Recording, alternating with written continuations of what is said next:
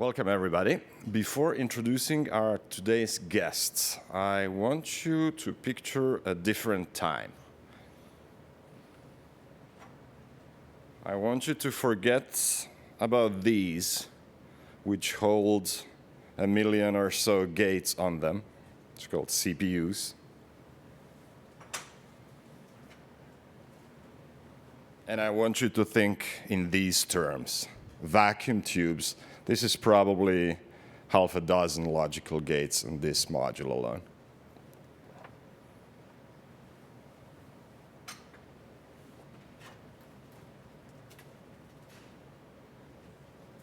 Megabytes of memory, forget about that. We're talking visible bits here. You're free to come later after the talk to see the bits, each single bit of memory.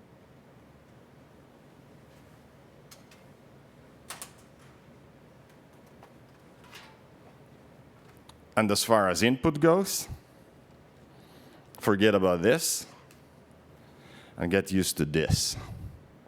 Patch panels.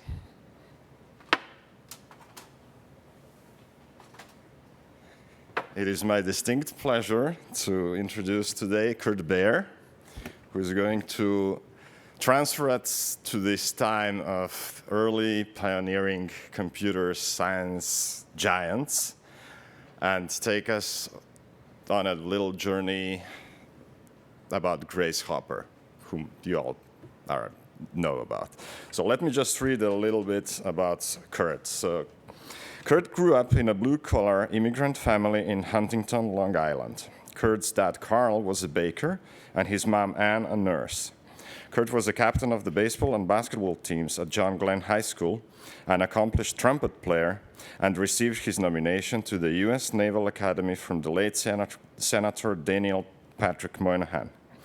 While at Annapolis, Kurt played baseball, and senior year was named brigade commander, in charge of the 4,500-person brigade of midshipmen.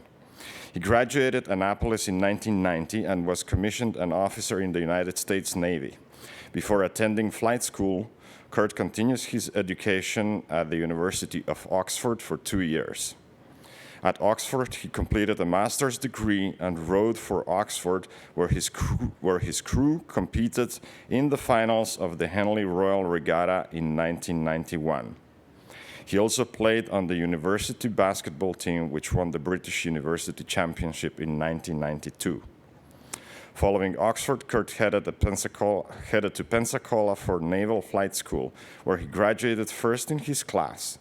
Kurt flew F-14 Tomcats and was assigned to a fighter squadron at the Naval Air Station Oceana in Virginia Beach. Injury cut his naval career short, and Kurt was honorably discharged, receiving a Navy Commendation Medal and National Defense Service Medal. In 1997, Kurt moved to California to convalesce and complete a PhD at the University of California, Berkeley. Kurt fully immersed himself in the Bay Area .com revolution, co-founded a digital media startup, and married the beautiful fourth-generation San Franciscan. That's why it's important to move to California. Listen to us, guys, out there. The tragedy of September 11 changed Kurt's path, and he returned to Annapolis as a civilian professor to help create the Naval Academy's new information technology major and lectured regularly in the process of technological innovation. He served on the Academy faculty 3.5 years and helped direct the International Scholarship Program. During this period, the Naval Academy had the most British scholarship winners of any American university, including 8 Rhodes, 3 Marshall, and 4 Fitzgerald scholars. In January 2006, Kurt returned to the San Francisco Bay Area to head up full-time a digital media startup and co-authored multiple patents pending on high-speed digital data processing. Kurt currently works at Morgan Stanley Smith Barney and advises startups and executives in Silicon Valley. He lives in Mill Valley, California, with his wife Joanna and 2 sons, Charlie and Gus. Please welcome Kurt Beyer.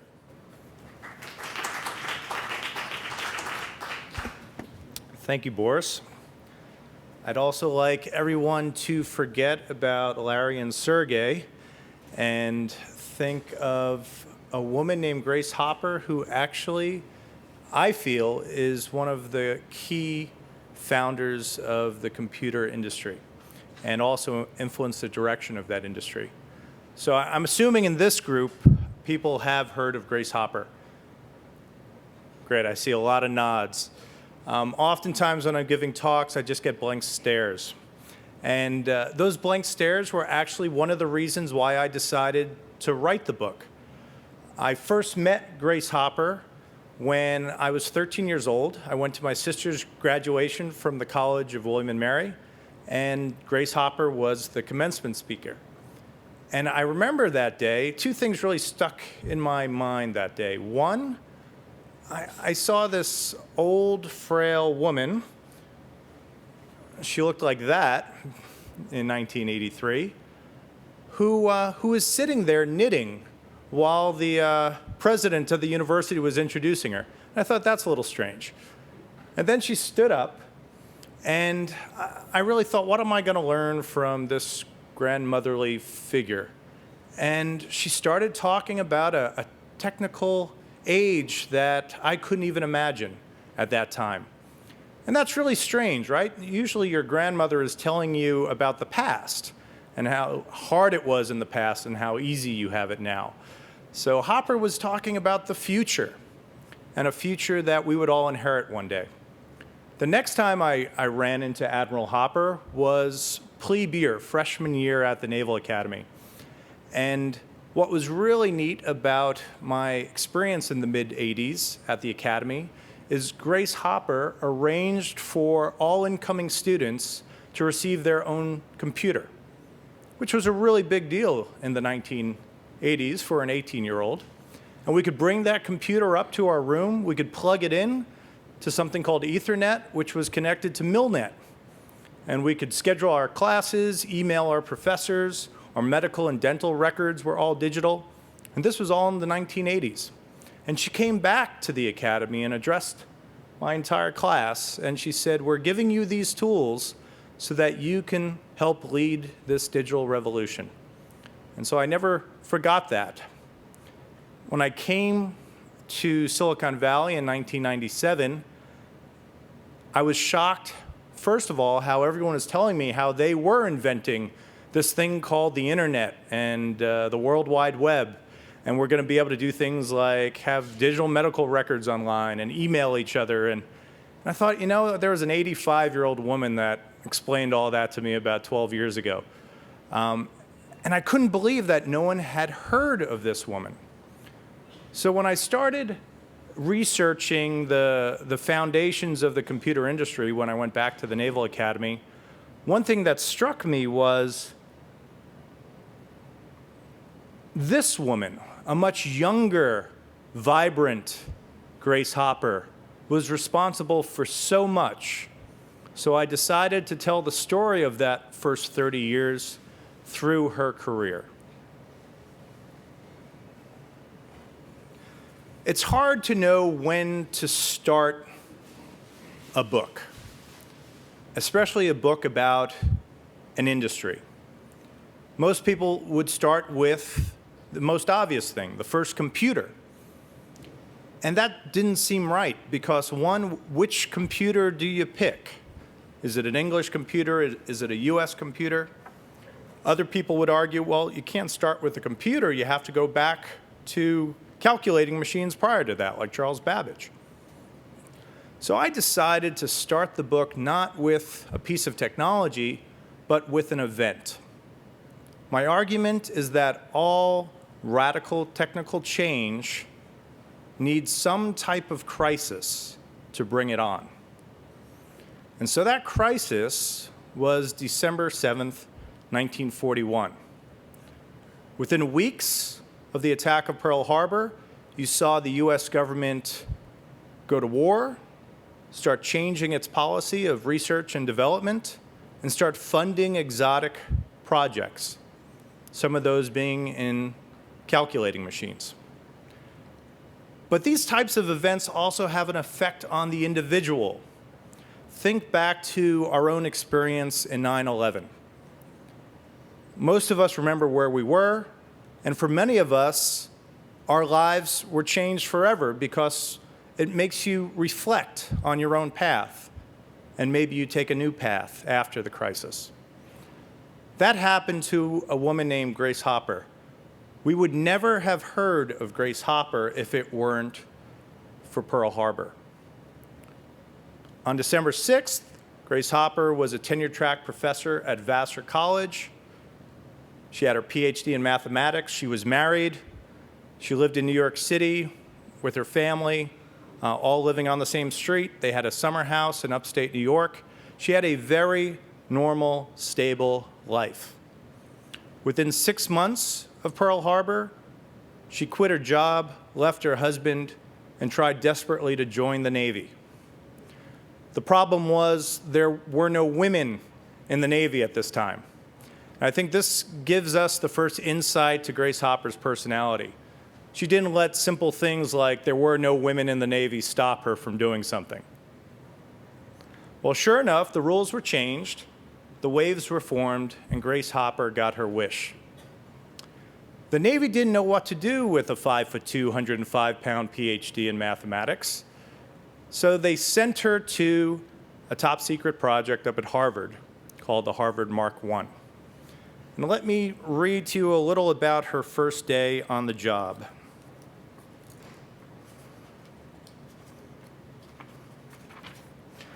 Hopper reported to Howard Aiken's Harvard command in the basement of Harvard University's Croft Physics Laboratory on 2 July 1944.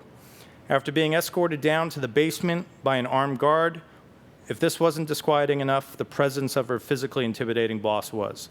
I was a little bewildered and at that point, of course, thoroughly scared, Hopper recalled. Years later, she distinctly remembered the first words uttered to her by Aiken. "Where the hell have you been?" Aiken had expected Hopper months earlier and had not seen the point of sending a female mathematician to midshipman school. Aiken proceeded to give his new recruit a tour of the automatic sequence control calculator. Hopper arrived before IBM had installed the smooth steel casings, so the machine's thousands of moving parts were fully exposed. All I could do was look at it. I couldn't think of anything to say at that point. Aiken ordered his new assistant to put off finding a place to live for another day and to get to work immediately. Her first task was to compute the interpolation coefficients for the arctangent to the accuracy of 23 decimal places within a week. Pretty simple project, right? The problem was it couldn't be done in a week. And she was told that she was in charge of this machine, a machine that had never existed before, a machine that she had never seen the likes of. 81 feet long, 10 feet high, 750,000 moving parts, 5 miles of wiring. So what did she do? She went to the manual of operation. There was no manual of operation. This is the first computer, and she's in charge of it. Think about how disquieting that could be.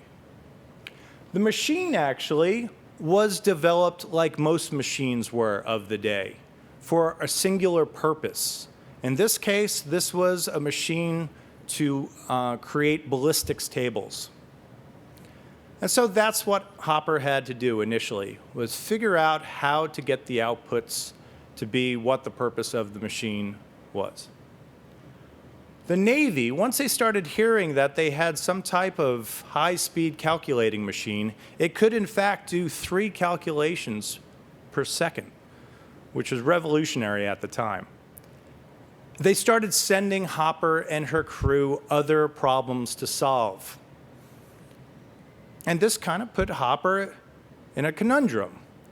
They had to continue to start reconfiguring the machine each time a different problem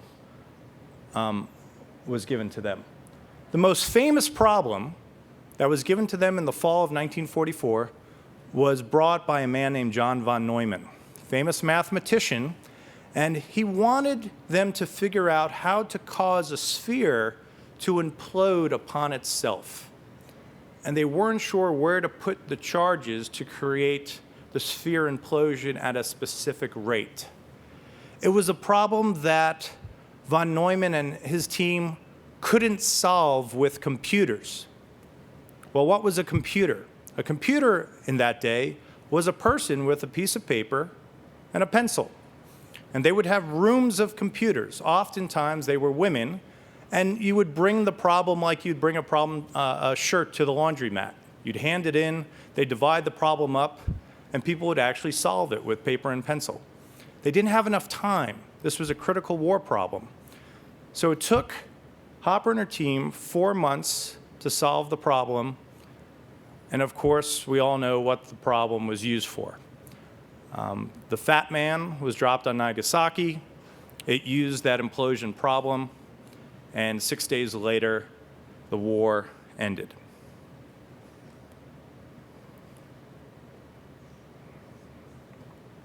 Now, Howard Aiken was in charge of the Harvard Mark I.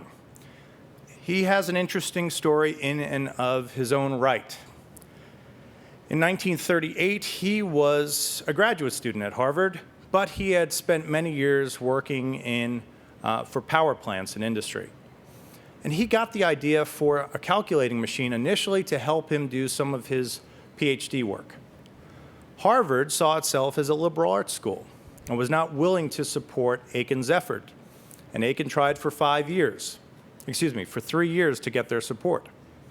It wasn't until Pearl Harbor which opened the door for Aiken to receive funds to try to build his computer.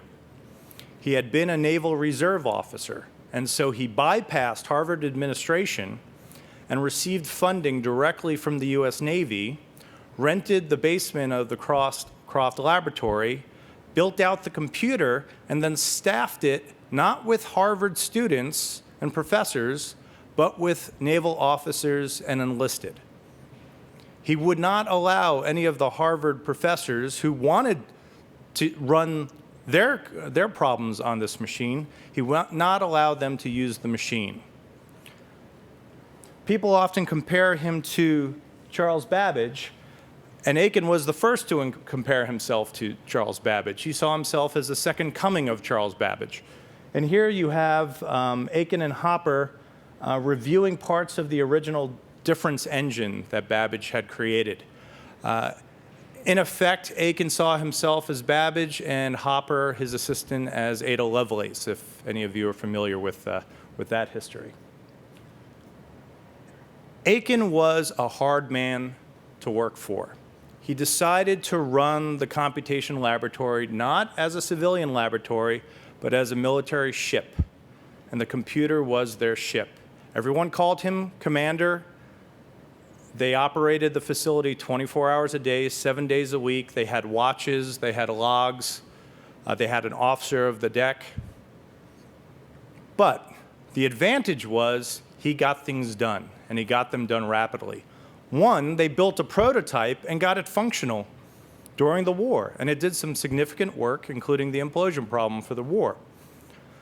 That type of innovative environment is good for getting things done, but it has its shadow sides as well. And let me read you a piece from Hopper to describe what it was like working in this environment. Early programming innovations grew out of the intense pressure generated by the war. Hopper compared the experience to working in a long tunnel with only the problems to solve ahead of her. She and Richard Bloch were constantly searching for ways to increase the speed of the coding process, and their solutions evolved out of expediency rather than intellectual curiosity. So what did they create during those war years? Well, they came up with the concept of subroutines. They would use a tape to program the machine, to code the machine. And what they realized was once they had a piece of a tape that was cleared of errors, why not use that tape over and over again? So they started building a library of tapes. And then they could bring and put those tapes together when they were working on another problem. They didn't call it subroutines at the time, but in effect it became the basis for some of Hopper's work later on. They developed the concept of flow charting to chart out the problem they're working on and to allow people who are working on the problem to know what the person had done before them. So you start seeing the rudimentary operational system behind programming also developing in 44 and 45. The most famous problem that they solved, or at least identified during this period, was discovered one night when the machine stopped working, and they inspected the machine and realized that a moth had been captured in one of the relays. So in the logbook, they taped the moth down, and under it they wrote that we've debugged the computer and it seems to be working fine now. And you can actually find the original computer bug at the Smithsonian Museum.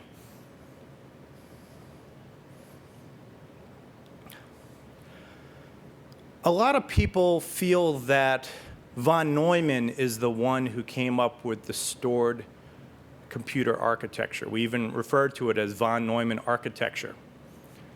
And a lot of our historical background is based on a lawsuit between von Neumann and Presper Eckart and John Mauchly, who are here in the middle, who built another computer down in Philadelphia at the time called the ENIAC.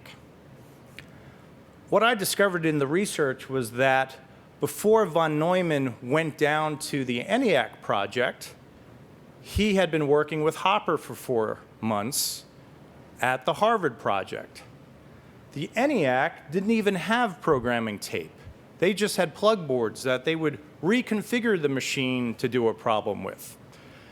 So it's my feeling that von Neumann was the one who got to see what they were doing up at Harvard and then look at the vacuum tube technology that they were using at ENIAC and then write his famous spring of 1945 paper, First Draft of the EDVAC, to kind of build the case for the stored program architecture.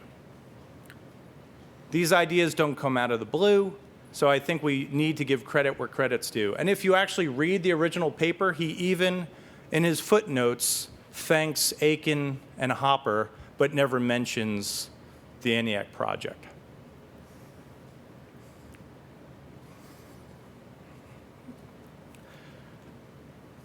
The hard work at Harvard started to take a toll on Hopper.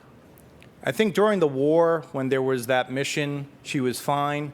But then once the war was over, she started having roadblocks to her career. She wanted to stay in the military. But once the war ended, the military said, we're going to go back to our pre-war policy and not have active officers as women. She wanted to stay on at Harvard. Howard Aiken was made a full professor, but Harvard did not hire women as professors. So they gave her a 2-year part-time research grant to continue to help Howard Aiken, and then they released her. Now let me read a little bit of what happened to her next. On a cold night in November 1949, only 6 months after leaving Harvard and joining the Eckart and Mauchly Computer Corporation, Grace Mary Hopper found herself behind bars at the Central Philadelphia Police Station. The programming pioneer was arrested at 3 a.m. for drunk and disorderly conduct. She was eventually placed in the custody of Pennsylvania General Hospital for treatment. Hopper's life was unraveling. At the age of 43 years old, she had accomplished much, yet her growing dependency on alcohol was jeopardizing her career and her relationships. As winter approached, she attempted to commit suicide 2 different times.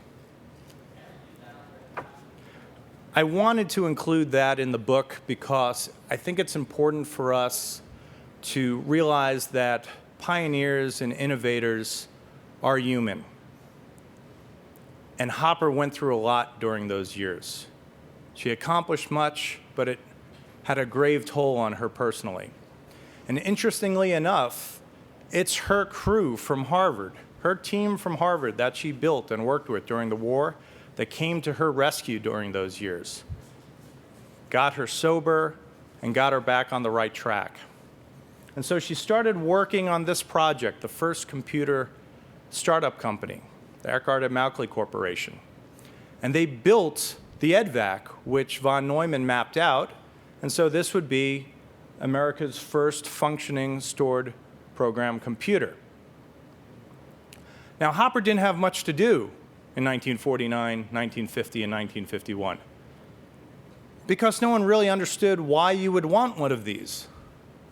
Howard Aiken was asked one time, how many computers do you think the country needs? And he thought, well, about 12. That should handle all the computational needs of the nation. Well, there was an event that occurred which I think epitomizes the change in perspective around these machines. Someone in the marketing department at UNIVAC got the idea to use one of these computers during the first televised presidential election, Eisenhower versus Stevenson. They would collect data from previous elections, voting patterns, enter those into the UNIVAC, and then with 1% of the vote in, they would try to predict the outcome of the election. They couldn't fit a UNIVAC on set next to Walter Cronkite, so they built like a Star Trek version of it with just some flashing lights next to him.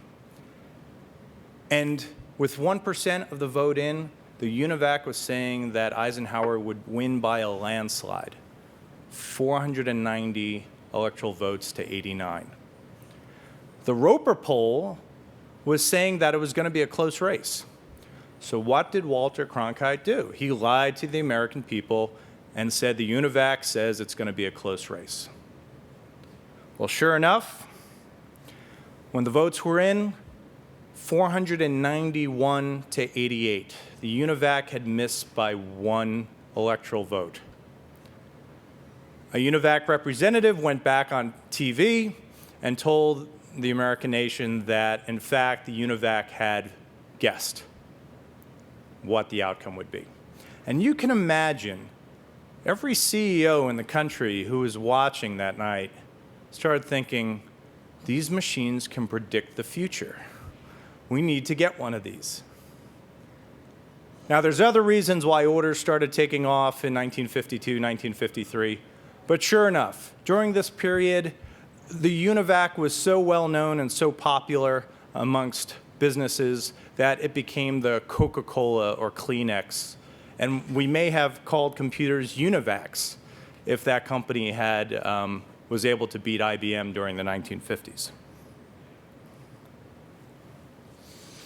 Because of the UNIVAC's popularity, Hopper now had a crisis. She was in charge of getting these machines to work.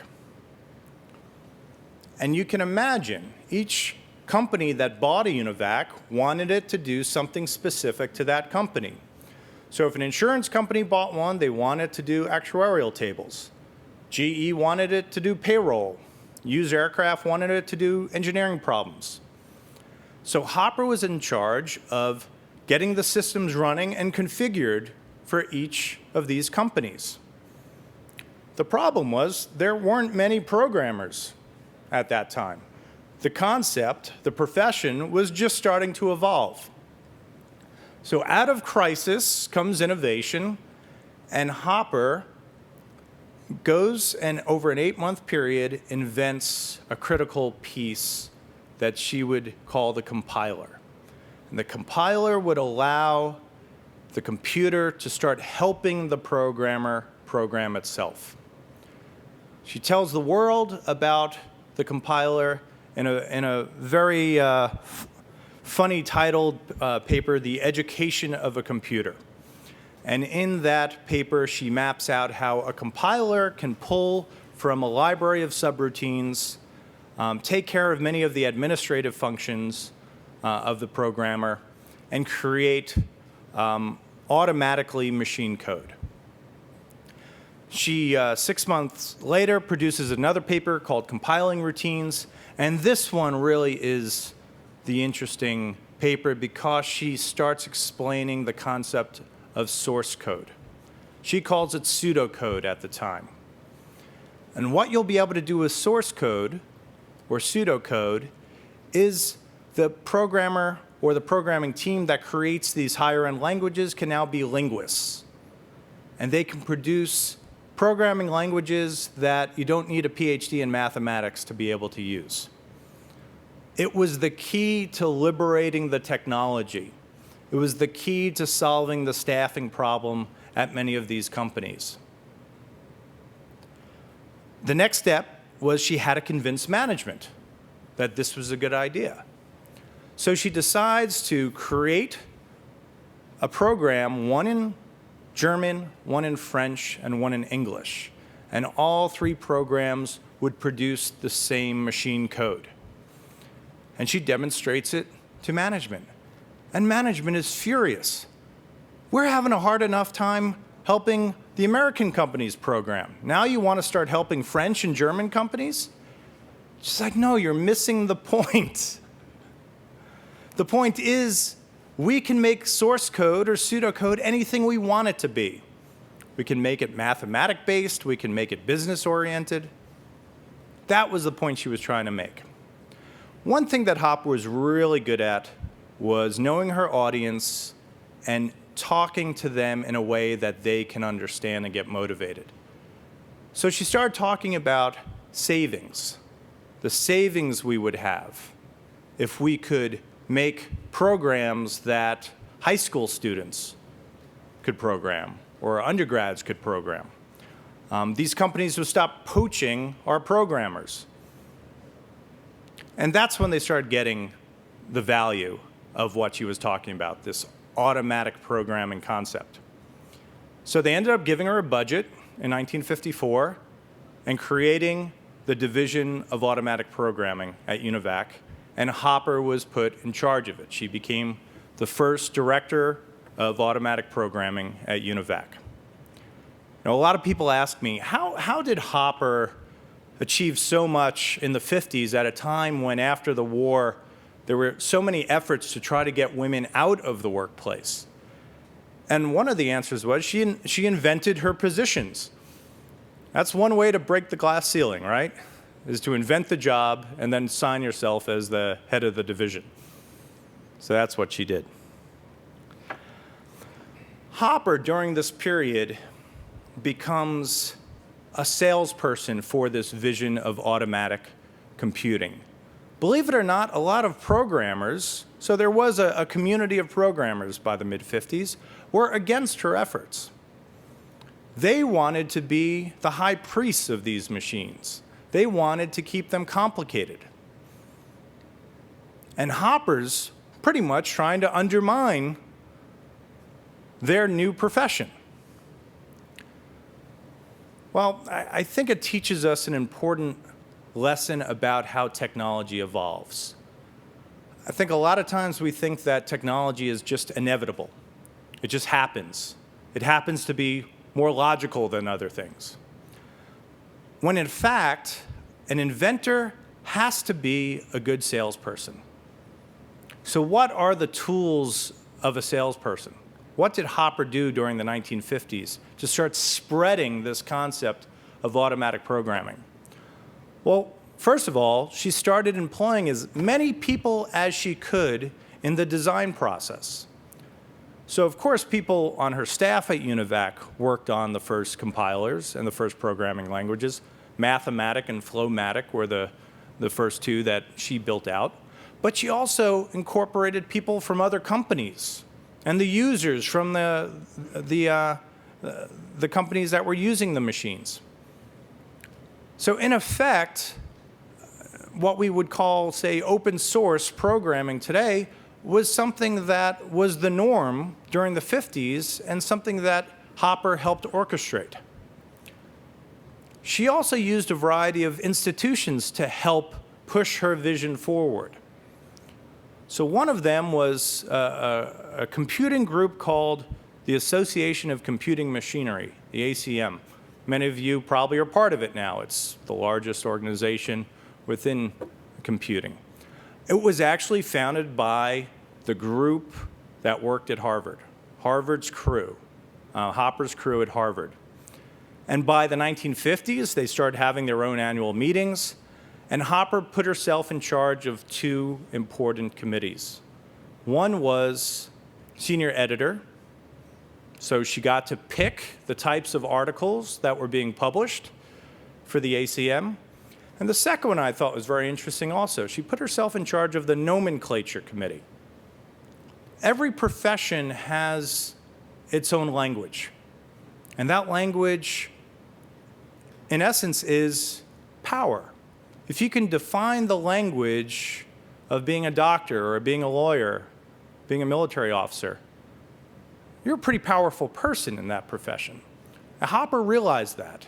And so she was the head of the nomenclature committee during the early 50s as well, which started defining the language of computer programming. She also relied on her friends at Department of Defense. Even though she had to leave the military, she always remained part of the military during those years. She was a reserve officer, and every 2 weeks she would work at DoD and get a sense of what their computing needs were. So during the 50s, she started having DoD pay for different workshops on automatic programming, different trainings. And so this way, she started getting some of the largest consumers of these new technologies on board with her vision of programming. I think this salesmanship, this method of inventing in an open way, culminates in 1959. She goes to DoD and suggests that we should all work together to form a common business language. And so she sets up a meeting for 2 days in the spring of 1959, where they pull in 7 government agencies, 11 computer users, and 10 computer manufacturers. And for 2 days, they brainstorm what would the ideal business language be? What would it look like? They also form 3 committees, a short-term committee, medium-term committee, long-term committee. The short-term committee is going to take the suggestions and map out what the standards will be for this language. The intermediate-term committee then would continuously improve it. Well, the short-term committee happens to be made up of people that used to work for Hopper. And interestingly enough, 50% of the short-term committee were women. And through the fall of 1959, they build out the standards for what they name during the fall COBOL. The language is COBOL. Hopper, being the senior tech person of the committee, signs off on the standards of the new language in January 1960. They launch the language, and everyone hates it. It's terrible. It's too verbose. It takes up too much memory. It's slow. So the question is, how did COBOL become the most successful programming language to date? 70% of all the active code today is COBOL code. How does this happen? Well, Hopper understood something about innovation, that the most logical innovation isn't always the best innovation. You have to build into the technology itself the different groups that will have a hand in pushing that technology forward. There are economic parts to a technology, there are political parts to a technology, and there are social parts to a technology. So in essence, COBOL ended up being a second best solution that pleased no one and everyone. But that salesmanship comes back again. You can build the prototype, but then you have to push the prototype out. And so for much of the 1960s, Hopper dedicates herself to getting COBOL used by a variety of different companies and organizations. She used different techniques to push COBOL. You're probably wondering, what does Marilyn Monroe have to do with COBOL? Well, I'll tell you. As the 1950s came to a close, Sperry Rand's director of programming research, Grace Hopper, conducted an experiment to demonstrate how far the field of software development had advanced in the 15 years since she wrote her first code. Hopper would attempt to turn a trim, attractive blonde into a computer programmer. Hopper's subject, Marilyn Monroe, a 19-year-old blonde high school graduate from the Mayfair section of Philadelphia, was prettier than average and liked to swim and listen to hi-fi records. According to Hopper, Marilyn was much like other young women who window shop during their lunch hours and look forward to the evening's dates and dancing. And sure enough, in 6 weeks, Marilyn Mealy became a COBOL programmer. And Hopper would parade Marilyn around and say, look what you can do with this language. She used other techniques also, more hardball techniques, like she convinced her friends at DoD that they would not buy any more computers after 1961 that did not have an operational COBOL compiler. So there's other ways to push a certain technology forward as well.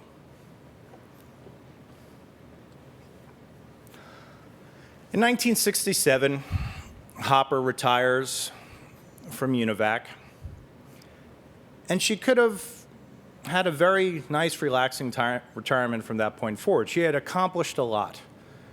And people in the industry understood how important she was. The ACM actually named her the first man of the year that year that she retired, which I thought was kind of funny. They also named after Hopper kind of the Nobel Prize for Computer Science, the Grace Hopper Award in 1971. And many of the luminaries here in Silicon Valley have won the Hopper Award. But Hopper wasn't done. In '67, she decides to go back into the Navy and help them standardize COBOL. It's a 6-month project. 20 years later, she's still on active duty, and she's the first woman to become an admiral. And that's when I got to meet her. She was at the end of her career, I was at the beginning of mine.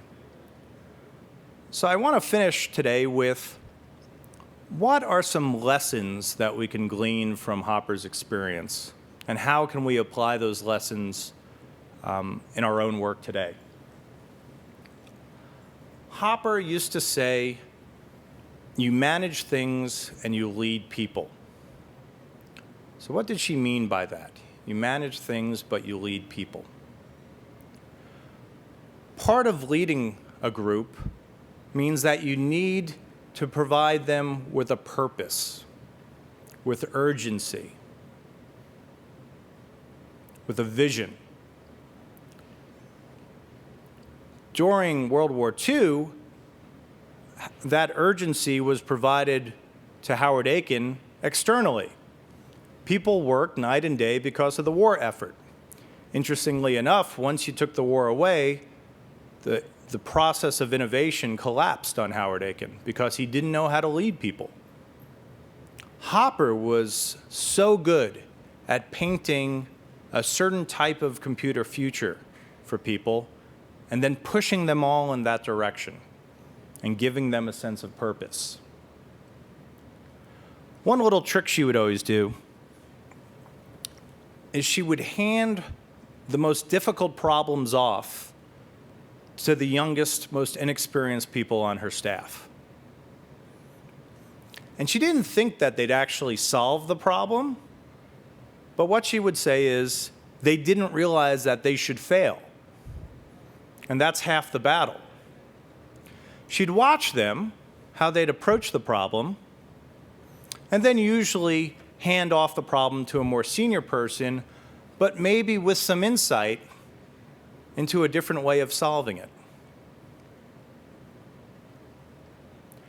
Something that Hopper was very good at also, which served her well in the 1950s, was learning what I call learning from the margins.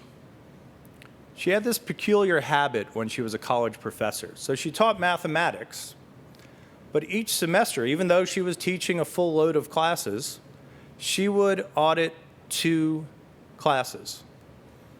And those classes had nothing to do with mathematics. They ranged from architecture to philosophy to history.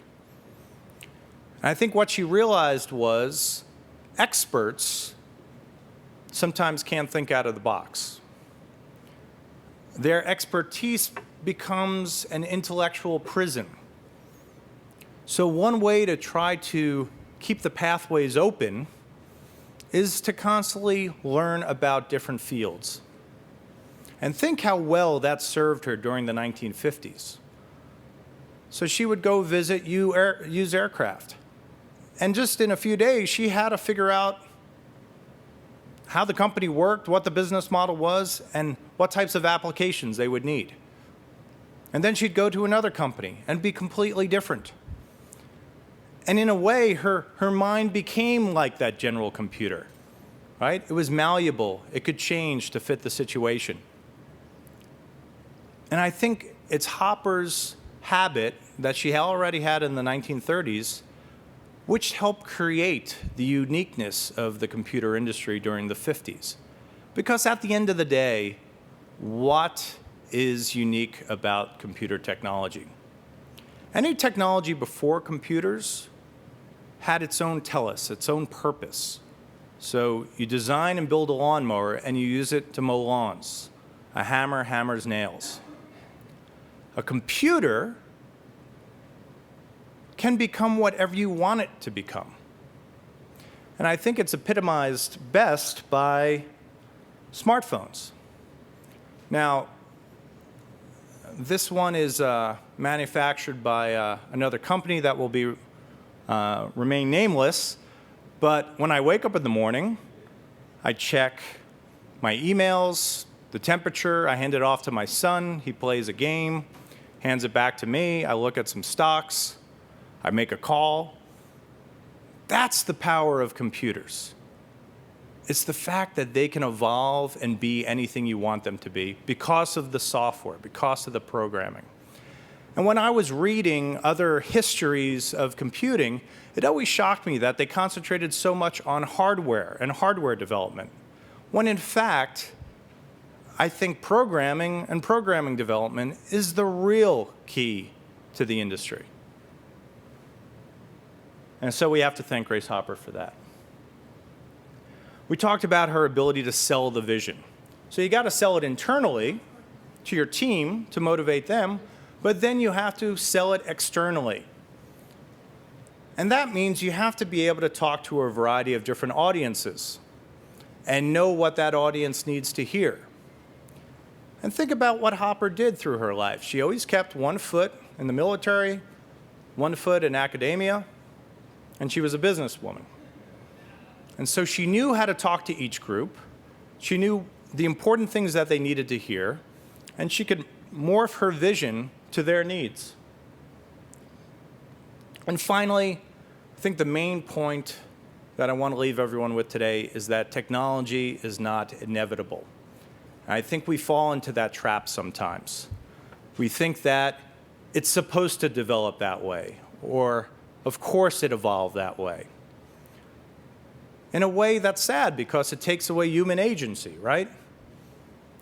Human beings, especially in the early part of a technology's development, can influence the direction of the technology.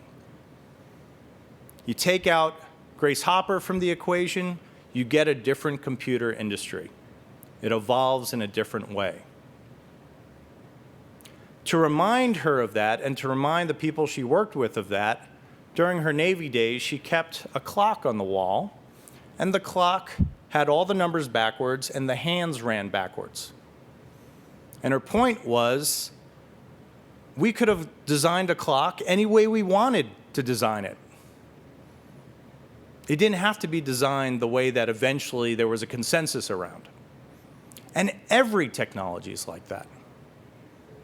So remember that as you work on your own technologies. Finally, I think in a kind of a post-financial crisis world, Grace Hopper serves as a wonderful role model for all of us. She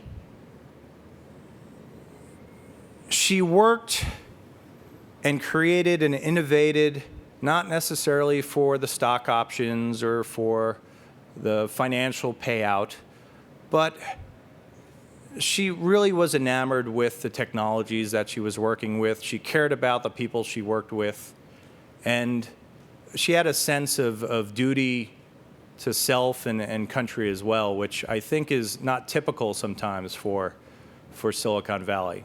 And I really admire her for that as well. That's probably one of the reasons why maybe a lot of people have never heard of her, because she actually didn't make much money during these years. And so we have to thank her, though, for being such a strong pioneer and setting the foundation for the rest of us going forward.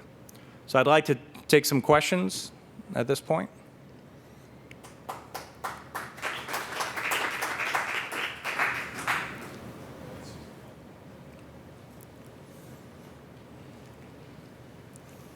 So, today we think of compilers compiling into an assembly language, which is some representation of the underlying machine codes. How did things look in the 50s to them? Because you haven't mentioned, machine codes and assembly languages and things like that. And also, what was her relation, if she had any, to John Backus, who did the Fortran compiler? Sure. Yeah.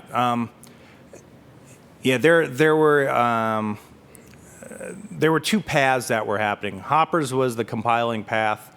There were other languages growing mainly out of MIT, which were taking a different path.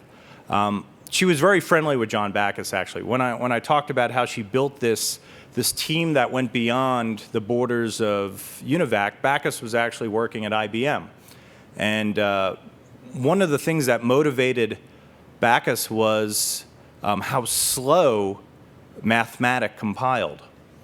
And so when he was designing what would become Fortran, the main thing he was trying to solve was to figure out how to increase compiling speeds. And so very friendly with Hopper. Software wasn't monetized at that point, so she had no problems working with him, making suggestions. They all knew each other at the different conferences they were going to. So it was a much different time in terms of development back then.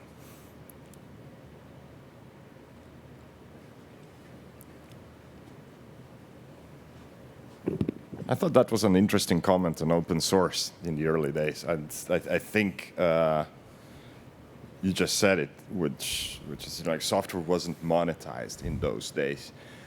Are there any lessons that's like the discussions around software patents, for example, should take from that era when there were no patents, so to speak of, and anything else we could learn about that? Yeah. I think one could argue maybe you had a faster rate of innovation during that period. You start seeing a shift because of the IBM antitrust case in the late 60s. And so IBM is forced to stop giving the software away for free with the hardware. The beginnings of the software industry are already developing in the 60s, but that really gives the main boost then in the 1970s. I think it's no wonder that someone like Bill Gates really helps redefine the business model around software, in that his dad was a lawyer, not an engineer. And one could make the case also that bringing a group of smart people together and having them work on a singular project and then patenting the outcome is an effective way of innovation as well. So I guess both ways of doing it are viable, and we've seen it work. But open source isn't something new. Open source was actually the way things were originally done.